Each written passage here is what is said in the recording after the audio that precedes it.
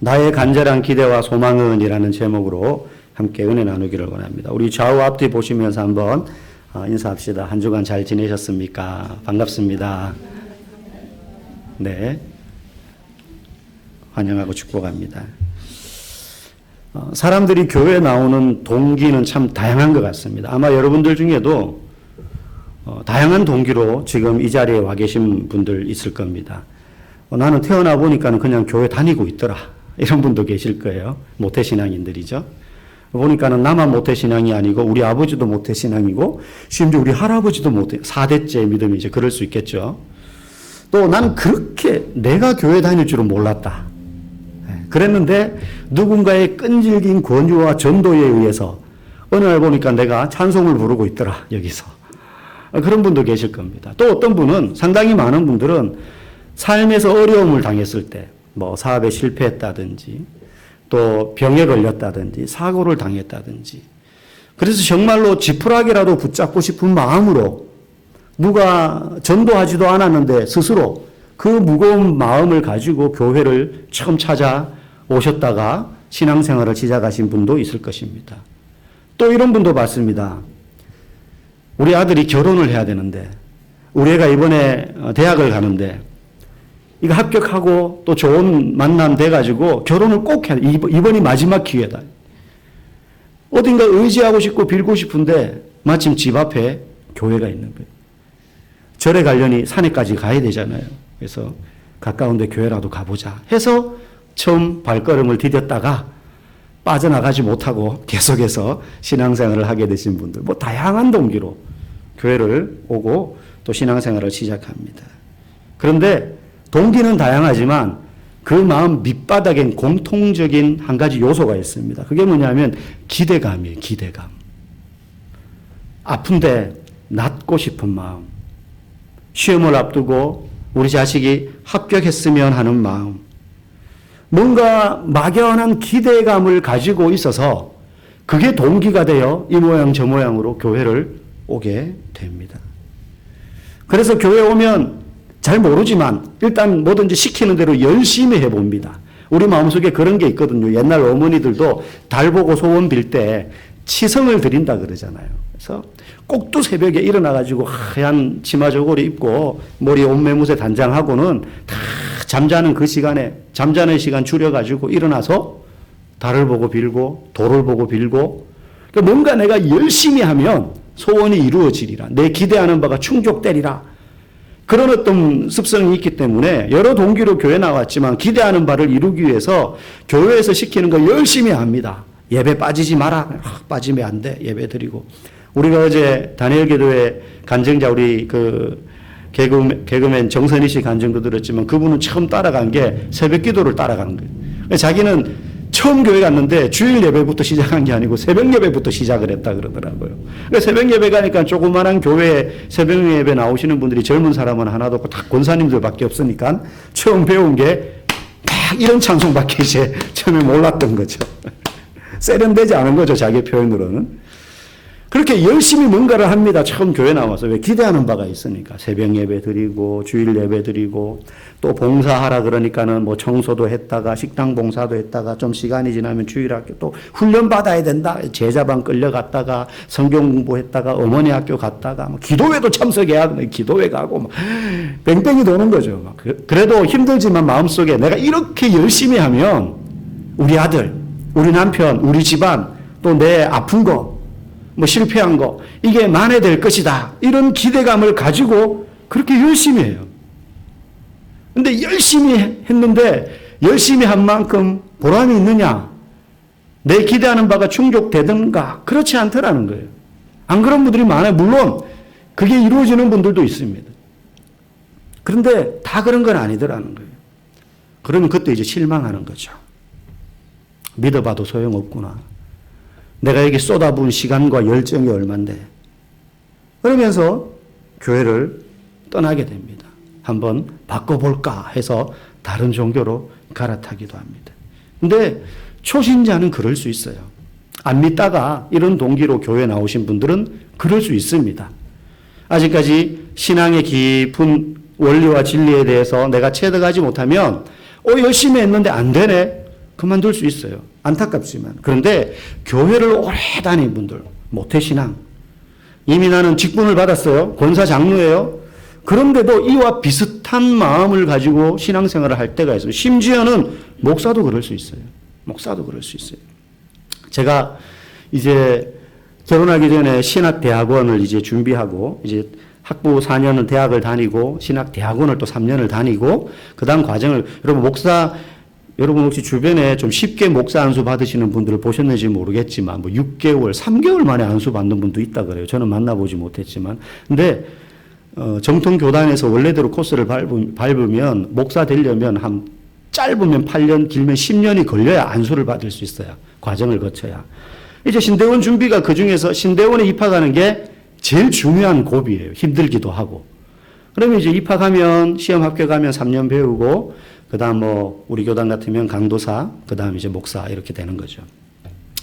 이제 1년 동안 사역을 하면서 전도사로 저는 이제 학부도 신학교를 다녔기 때문에 그래서 주말에는 교회에서 사역을 하고 이제 평소에는 열심히 이제 신학대학원 입학 시험 준비를 합니다. 근데 평소에는 그렇게 열심히 안 하다가 이제 마지막 3개월 딱 놔두고 3개월 놔두고는 이제 같은 교회 전도사님 한 분이랑 또 다른 동기들, 다른 교회에서 사역하는 5명이 기도원에 들어갔어요. 그래서 주말에 금요일 날 나와서 토일 사역하고 월요일 되면 기도원에 들어가는 거예요. 그래서 밥 먹고 잠자는 시간 빼고 하루에 12시간 이상씩을 3개월 동안 매일 책상에 앉아가지고 공부를 합니다. 정말 엉덩이가 짓무를 만큼 공부를 해요. 그렇게 5명이 저희가 공부를 했거든요. 그런데 결과가 5명이 그렇게 열심히 했으면 다 합격하면 좋은데 그 5명 중에 떨어지는 사람이 있고 붙는 사람이 있더라는 거예요. 저는 붙었습니다. 예, 결론부터 말씀드리면. 그런데 그 중에 저랑 같은 교회에서 전도사로 사역하는 분이 계셨어요. 나이는 저보다 많으셨고 이미 결혼을 하셨었는데 그분은 떨어졌어요. 당장 그 다음 주일날 교회를 갔는데 온 성도들이 다 알아요. 이 전도사는 붙었는데 박 전도사는 떨어졌다더라. 둘 다 주일학교를 하고 있었거든요. 담당을. 저는 중등부를 하고 있었고 그분은 또 유년부인가를 하고 있었어요. 교사들이 말을 못 거는 거예요. 선생님 시험 떨어졌다면서 이렇게 말 못 하잖아요. 저는 붙었는데 붙었다고 또 표도 못 내는 거예요. 그래서 제가 붙은 걸 아는 분들도 몰래 와가지고 전사님 축하드려요. 이렇게 말하고 가지 뭐 이렇게 표시를 잘 못 내는 거예요. 참 붙은 사람이나 떨어진 사람이나 한 공동체에서 그런 일이 생기니까 마음이 참 힘들었습니다. 그분이나 저나 같이 공부했던 5명의 동기가 다 전도사들이에요. 신학교를 다녔고. 근데 그 3개월 동안 오직 마음의 소원이 무엇이었겠어요? 시험 합격하는 거. 그 기간 동안 오로지 기도의 제목은 시험 합격하는 거. 나머지 기도는 별로 중요하지 않아요. 안 해도 돼. 그냥 30분을 기도한다. 그러면 계속 합격하게 해달라고. 같은 말을. 바리새인도 아닌데 중언부언 반복하면서 계속 그 생각밖에 안 했어요. 그런데 시험에 떨어지면 어떻습니까? 마음이 너무 괴로워요. 저도 사실 한번 재수를 했었거든요. 그 마음을 너무 잘 알아요. 그렇다 그래서 이제 교역자다 보니까 실망해가지고 교회를 떠난다든가 그런 일은 없죠. 근데 1년을 또 시험 1년에 한 번이니까 이걸 또 이 생활을 1년을 해야 되나? 그런 어려운 마음도 생기고 또 내 동기들은 벌써 이제 합격해서 막 신학대학원 가는데 나는 왠지 뒤처지는 것 같고 재수를 해야 되니까 제가 아는 분 중에는 육수하는 분도 봤습니다. 육수하는 분. 너 의지의 한국인이라고 막 동기들 막 안수받고 이러는데 이제 신대원 입학하고 막 이런 친구가 있었어요. 너무너무 마음이 아픈 거예요. 하나님에 대한 서운함이 막 밀려옵니다. 만약에 신학생이 아니었고 교역자가 아니었으면 교회를 떠났을지 몰라요. 매주일 교회 가는 게 한 몇 달 동안은 가시방석인 거예요. 그게 잊혀질 때까지, 익숙해질 때까지. 한 2-3달은 교회 갈 때마다 주일학교 아이들 앉혀놓고 막 희망의 설교하고 막 격려하는 설교해야 되는데 나는 시험에 떨어졌단 말이에요. 울상을 지을 수 없잖아요. 너무너무 마음이 힘든 거죠.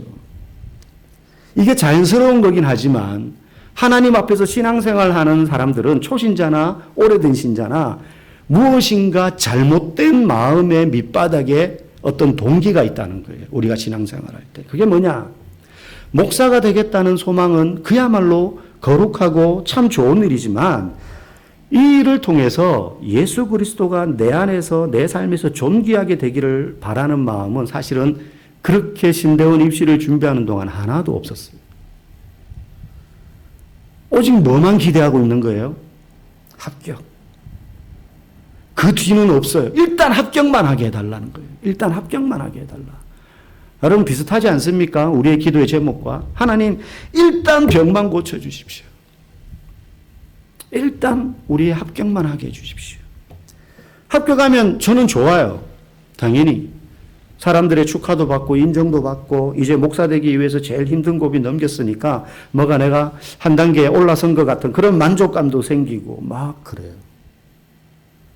여러분 그런데 그게 하나님과 무슨 관계가 있죠? 내가 합격해서 막 기분 좋고 사람들의 인정과 축하를 받는 게 도대체 하나님의 영광을 드러내고 하나님을 존귀하게 하는데 무슨 연관이 있죠? 나는 막 기분 좋은데 하나님은 어디 가고 없어요. 합격하기 위해서 하나님을 간절히 붙잡았지만 그건 도구고 수단이었을 뿐이지 합격 외에는 다른 방법을 하나님 앞에 이야기하지도 않았고 기대하지도 않았어요. 내가 시험에 합격하는 것 말고는 예수님을 위해서 그 3개월 동안 무엇을 위해서 기도했는가? 입으로는 사명 다하겠습니다. 헌신하겠습니다. 합격하게 해주시면 내가 평생을 주 앞에 드려 순종하겠습니다. 기도했지만 그것도 다 합격한다면 이게 전제되는 거예요. 그 말은 합격 안 한다면 순종 안 하겠다는 거예요. 합격 안 하면 난 몰라 주님 다 팽개칠 거야. 내 인생 끝장이에요. 합격 안 하면 부끄러워서 교회가 어떻게 가요? 이게 막 밀려오니까 합격을 못 한다면 이건 아예 기도 제목에 상정도 안 하는 거예요. 오직 합격하면 내가 그렇게 하겠습니다. 합격하지 못하더라도 저의 삶이 변함없이 주의 영광과 기쁨이 되는 삶을 살아가겠습니다. 이 기도가 옳은 기도인 줄 아는데도 이걸 못하는 거예요. 왜? 떨어지는 건 생각만 해도 끔찍하거든요. 그러니까 안 될 거를 아예 기도를 못하는 거예요. 이런 기도가 마음속에서 나오지 않아요. 머리에는 뱅뱅 돌지만 혹시 이렇게 기도했다가 하나님 진짜 합격 못하게 해주시면 어떡하지? 이런 두려움도 있고. 그런데 우리를 향한 하나님의 생각은 우리와 많이 다를 때가 있습니다. 나는 이번 일이 잘 되고 합격하고 남편이 승진해야 하나님의 영광을 드러내는 일이라고 생각을 하지만 하나님의 뜻과 생각은 때때로 우리가 승진해서 떨어지고 사업에 실패하고 계약이 불발되고 자녀가 시험에 떨어지는 실패와 좌절하는 과정을 거치기를 원하실 때도 있다는 거예요. 그런데 우리는 아예 그걸 상정하지 않아요. 그걸 염두에 두지 않아요. 혹시라도 합격하지 못하더라도 내가 주님의 영광을 위해 살겠습니다. 이렇게 기도하면 진짜 하나님이 나를 합격 못 시킬까 봐 두려운 거예요. 사망의 음침한 골짜기로 다닐지라도 내가 해를 두려워하지 않을 것은이라고 시편에서 저자가 노래하는데 우리는 그 기도를 못하는 거죠. 진짜 사망의 음침한 골짜기로 나를 보내면 어떡하지? 제가 신학생 시절에 그런 기도가 많습니다, 여러분. 주를 위하여 내가 이제 목회자로 헌신하겠습니다. 막 이런 기도 막 합니다. 이제 신대원 들어가서 합격했어요. 그래서 막 공부하면서 막 더 가열차게 주를 위하여 막 하는데 마음 요 구석에 끄집어내서 말은 못하는 두려운 기도의 내용이 있었어요. 그게 뭐냐면 제가 주를 위하여 내 삶을 드리고 진짜 뭐 배고픈 거 뭐 이런 거 다 감수하고 뭐 다 드릴게요. 그런데 선교지로는 보내지 않았으면 좋겠어요. 누가 시킨 것도 아니에요. 그런 기도 하라고. 야, 너 선교사 갈 것 같아. 이런 말을 들은 적도 없거든요. 그런데 혹시라도 이게 튀어나올까 봐. 여러분 그런 거 아세요? 내가 주를 위하여 다 헌신하겠는데 혹시라도 하나님 저기 사우디아라비아 저기 어디 아프리카 막 우간다 막 이런 데 소말리아 이런 데로 안 보내셨으면 좋겠. 그런 기도가 혹시 나올까 봐. 우리는 성공해야 잘 돼야 하나님을 존귀하게 하고 하나님의 영광을 드러낼 거라고 생각하지만 많은 경우 그게 그냥 나만의 기대예요. 내가 그냥 원하는 것일 뿐이에요. 그렇게 되면 난 너무 좋을 것 같아서. 하나님께는요, 우리의 성공이나 실패가 하나님의 영광을 드러내는데 아무런 장애가 되지 않습니다. 내가 병에 걸려 병상에 누워 있다고 해서 내 삶은 하나님께 영광이 되지 못하는구나, 더 이상. 하나님께는 그런 게 전혀 장애가 되지 않습니다. 만약에 그렇다면 세상에서 성공하고 잘 되고 돈 많이 벌고 유명한 사람만 하나님의 영광이 된다면 얼마나 천국 가면 어떨 것 같아요? 너무 불행할 거 아니에요? 그렇지 않거든요. 부자는 결국은 지옥을 갔고 그 부자의 집 대문 앞에서 음식 떨어진 거 주워 먹던 거지 나사로는 아브라함의 품에 안기는 게 천국 아닙니까? 가난하거나 병들거나 실패하는 것이 하나님의 영광을 드러내는 삶에 아무런 장애가 되지 않습니다. 그래서 우리는 하나님의 생각과 너무나 다른 기도를 할 때가 얼마나 자주 있는지 모릅니다. 제가 그랬다는 거예요. 제가. 혹시라도 하나님 나보고 이런 마음을 주시면 안 되는데.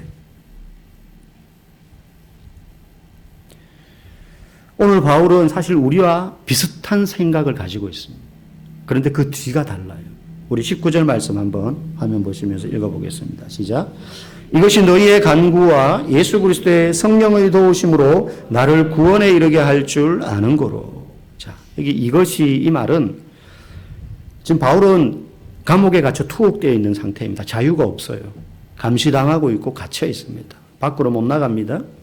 근데 앞에 어떤 내용이 있느냐? 교회, 그 당시 초대교회 지도자들 중에 바울과 12사도들만 있었던 게 아니라 다른 지도자들도 많이 있었단 말이에요. 그 지도자들이 다 바울을 좋아했던 게 아닙니다. 시기하고 질투하는 사람들이 있었단 말이죠.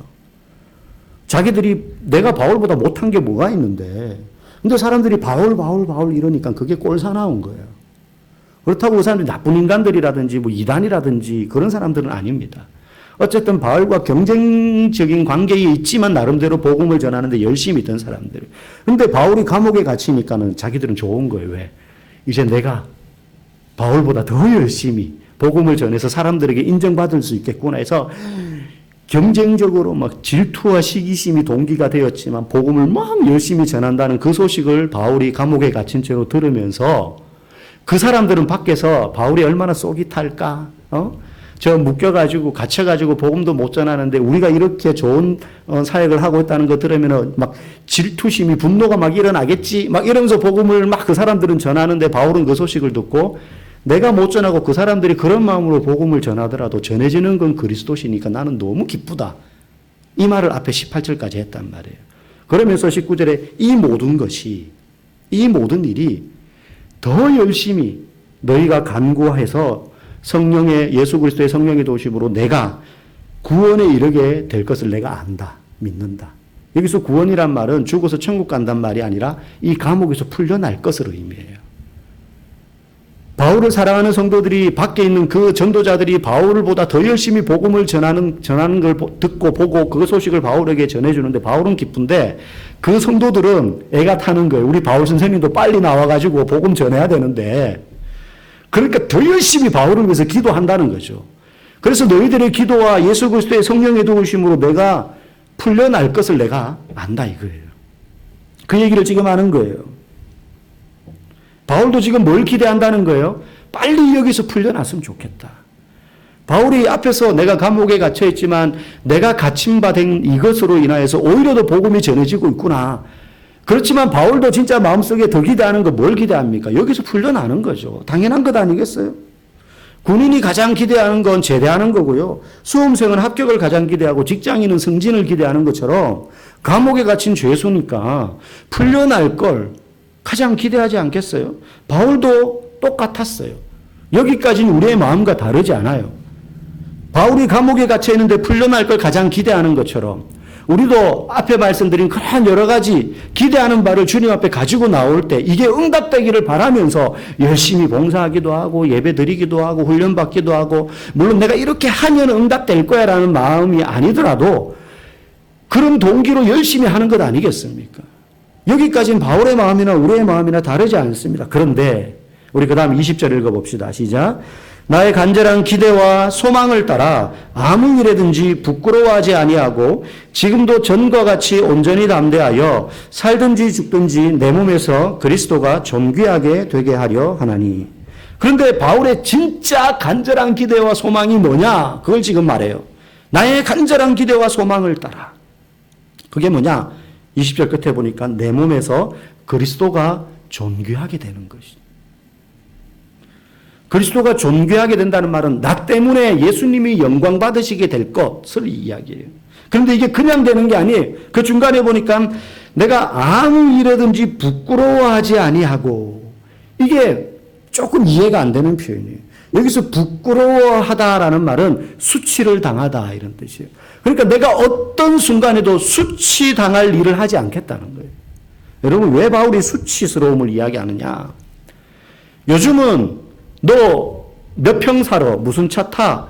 네 자녀 어느 대학 나왔어? 너 어느 회사 다녀? 연봉 얼마야? 뭐 이런 게 그 사람의 가치를 판단하는 척도로 삼지만, 고대 시대, 지금부터 약 2000년 정도 전인 이 바울의 시대 때 사회에서 가장 그 사람을 평가하는 중요한 척도 중에 하나는 명예예요, 명예. 저 사람이 얼마나 명예로운 일을 하는가, 명예로운 삶을 사는가. 농부면 농부로서 명예를 지키는 건 밭을 잘 가꾸는 거예요, 잡초 하나 없이. 그리고 열매를 많이 맺는 거예요. 군인으로서의 명예는 죽을지언정 자기 위치를 지키면서 끝까지 싸우는 거예요. 그럼 수치는 뭡니까? 밭을 돌보지 않는 거예요, 농부의 수치는. 군인의 수치는 도망가는 거예요. 바울이 지금 말하는 거예요. 나는 수치를 당할 일을 하지 않겠다는 거예요. 자기 일을 말하는 게 아닙니다. 자기의 수치당함을 말하지 않습니다. 그 당시에는요, 수치를 당할지언정 명예를 지키기 위해서 목숨을 내던지는 시기였어요. 그래서 나라와 나라끼리 전쟁을 할 때에도 이기면 이긴 나라의 왕이 패배한 나라의 왕을 그냥 죽이지 않습니다. 그건 명예롭게 죽이는 거예요. 그 사람의 명예를 지켜주는 거예요. 그래서 어떻게 죽입니까? 수치와 모욕감을 준 다음에 죽여요. 그래서 유대의 마지막 왕이었던 시드기야 왕도, 유다 왕국의 왕도 바빌론의 느부갓네살 왕에 의해서 끌려갈 때 어떻게 끌려갑니까? 먼저 자기 아들을 그 시드기야가 보는 앞에서 다 죽여버려요. 시드기야 왕의 아들, 왕자들을 그 아버지가 보는 앞에서 다 죽입니다. 아버지로서 수치예요. 아들들이 자기보다 먼저 죽으니까. 그 아들들을 지켜주지 못했잖아요. 그리고는 시드기야를 그냥 죽이지 않고 두 눈을 뽑습니다. 그리고는 쇠사슬로 묶어가지고 질질 끌어서 끌고 가요. 그리고는 감옥에 갇혀서 감옥에서 죽게 만들어요. 뭐 보는 앞에서 처형을 시키는 것도 아니에요. 수치를 있는 대로 다 주는 거예요. 그 당시 사회는 그랬어요. 여러분, 우리나라도 마찬가지예요. 병자호란 여러분 아시죠? 임진왜란 있고 난 다음에 1636년 인조 때 병자호란이 일어나지 않습니까? 청나라가 쳐들어오잖아요. 신흥 제국인. 명나라를 무너뜨리고. 그래서 인조가 도망을 가다가 남한산성까지 도망가서 거기서 40여일 동안, 45일 동안 항전을 하다가 버티다가 결국에는 항복합니다. 그러면 항복하면 패배했지만 비록 적국의 왕이었으니까 대우를 해주느냐? 그렇지 않아요. 한겨울이었거든요. 온 대지가 꽁꽁은 한겨울에 인조가요, 그 남한산성에서 삼전도까지, 지금의 서울 송파의 송파, 그 삼전도까지 맨발로 걸어갑니다. 그리고는 청나라 황제가 이제 청태종이 저 높은 단상 위에 딱 앉아 있고, 인조가 어떻게 합니까? 309고두. 3번 절하고 한 번 절할 때마다 3번씩 머리를 땅바닥에 찢는 거예요. 근데 그게 저기 높은 단상에 앉아있는 청태중의 귀에 머리를 땅바닥에 찢는 꿍꿍하는 소리가 들려야 돼요. 그렇게 3번 맨발로 피투성이가 된 채 절을 하면서 인조가 꽝꽝꽝 이마가 다 깨져가지고 피가 절절 흐르는데 신하들이 그걸 다 지켜봅니다. 인조가 그럴 수밖에 없었던 게, 이미 그 전에 이 인조의 가족들이 다 붙잡혀가지고 죽었어요. 그러니까 항복 안 할 도리가 없는 거예요. 그게 우리가 고등학교 때 교과서에서 배운 삼전도의 굴욕 아닙니까? 그걸로 끝이 아니에요. 항복의 대가로 남은 자기 아들 소현세자부터 시작해가지고 복림대군 그리고 20만 명의 백성들이 볼모로 붙잡혀갑니다. 인질로 붙잡혀갑니다. 그만큼 그 시대는 명예가 중요했어요. 죽음보다 더한 수치감을 주는 거죠. 반대로 명예를 지키는 건 어떤 것이었느냐. 폴리캅이라는 사람이 나옵니다. 우리 지난주 제자반 하면서 잠깐 폴리캅이라는 이름을 언급했는데 이 폴리캅은 우리가 잘 아는 예수님의 12제자 중에 유일하게 끝까지 살아서 요한계시록까지 기록했던 사도 요한의 제자 중에 한 명입니다. 이그나티우스, 이레니우스, 폴리캅 이런 사람들이 있었거든요. 이 폴리캅이 80세가 넘어서 교회의 지도자로서 계속해서 교회의 지도자로서 영향력을 끼치고 있다가 86세가 되어서 붙잡힙니다. 도망갈 수 있었는데 붙잡혀요. 환상으로 미리 알려주거든요. 너 잡힐 거다. 제자들이 도망가라 그러는데 그러지 않아요. 왜 붙잡힙니다. 화형을 당하게 됩니다. 그런데 화형 당하기 전에 제안을 해요. 너 예수 그리스도를 모른다고 부인해라. 이 말이 살려주겠다 이런 의미가 아니고 수치를 안겨주는 거예요. 예수 그리스도를 저는 모릅니다. 이 말을 하는 순간 예수님에게 수치를 안겨주는 거예요. 복음의 수치를 안기는. 그렇게 하려고 하는 거예요. 이제 로마에서. 그런데 그때 화형틀에 밑에 장작이 수북히 쌓여있는데 폴리갑이 묶인 채로 이렇게 고백합니다. 86년간 나는 하나님을 섬겼다. 하나님은 그동안 나에게 어떤 것도 틀린 것을 주신 일이 없다. 그런데 어떻게 내가 살고자 하나님이자 나의 구원자이신 예수 그리스도를 모독할 수 있단 말인가.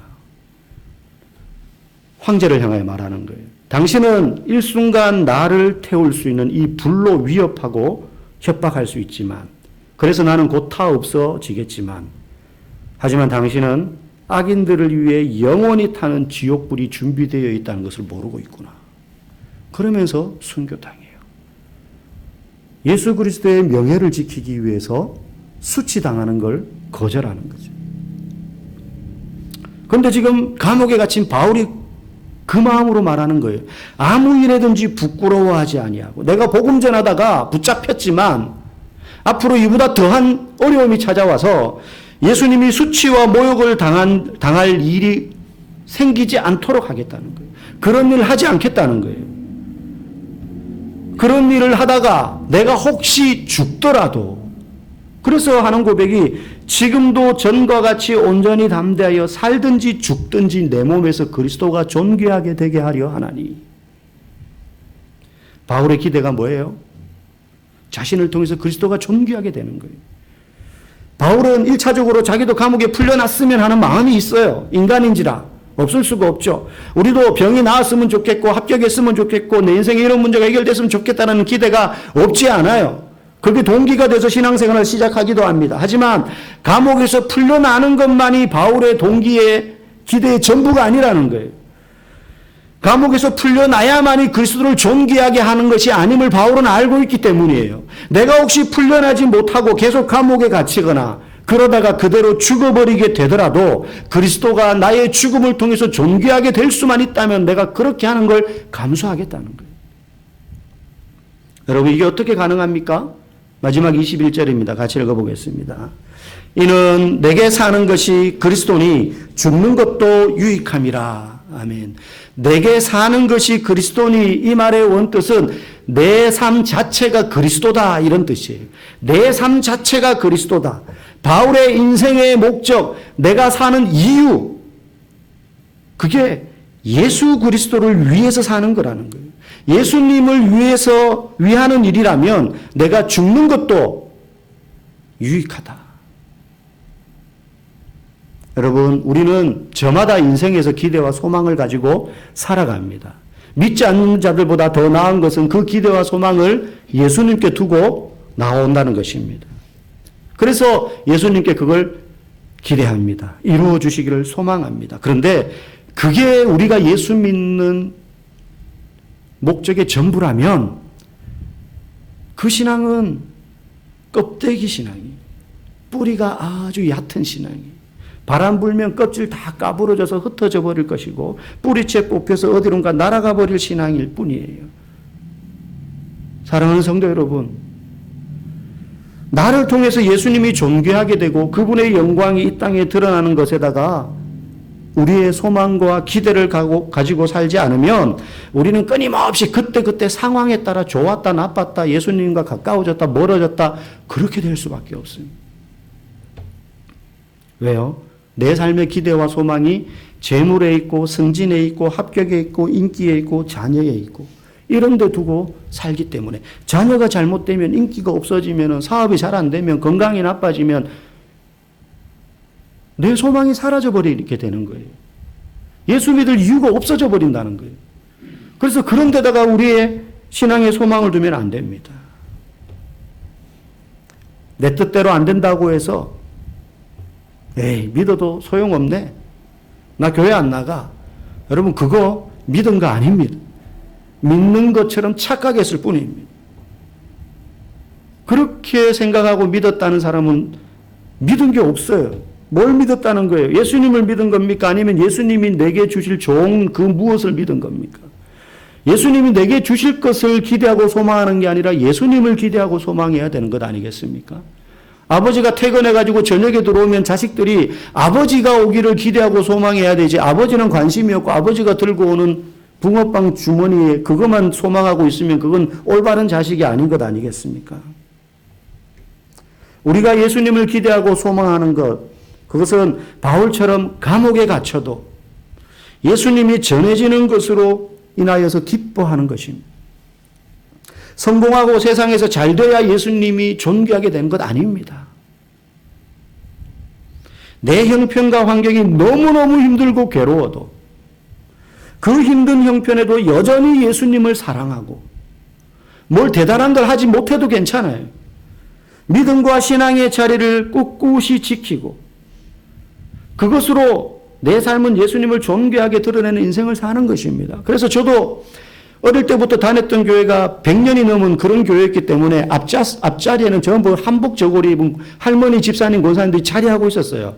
남들은 거기 앉으면 안 돼요. 앉을 수도 없어요. 그분들은 적어도 한 3, 40분 전에 오니까. 와가지고 이미 기도하고 계세요. 이렇게. 어떤 분은 그 시간에 기도하고 계셨는데 목사님 설교할 때도 계속 이러고 있는 분도 계세요. 교회 끝날 때까지. 전에는 그게 이해가 안 갔어요. 근데 그분들은요, 비가 오나, 눈이 오나, 인생의 비바람이 몰아치나, 집안에 어떤 일이 있어도, 삶에 어떤 환란 풍파가 있어도, 거기에 있어요. 거기에 있어요. 그런 분이 예수님을 존귀하게 드러내는 거예요. 때로 내가 가난해져도, 병상에 누워있게 되어도 시험에 떨어졌어도 내일이 수능 아닙니까? 그죠? 얼마나 많은 학생들이 좌절하겠습니까? 그렇다 할지라도 여전히 그 신앙이 흔들리지 않고 예수님을 내 삶의 중심으로 삼고 살아갈 때 그때 그 사람을 통하여서 예수님이 존귀하게 되는 줄 믿으시기 바랍니다. 이처럼 우리 모두가 사나 죽으나 내 삶을 통해서 예수님이 존귀하게 되는 그것이 우리의 간절한 기대와 소망이 되기를 주님의 이름으로 축복합니다.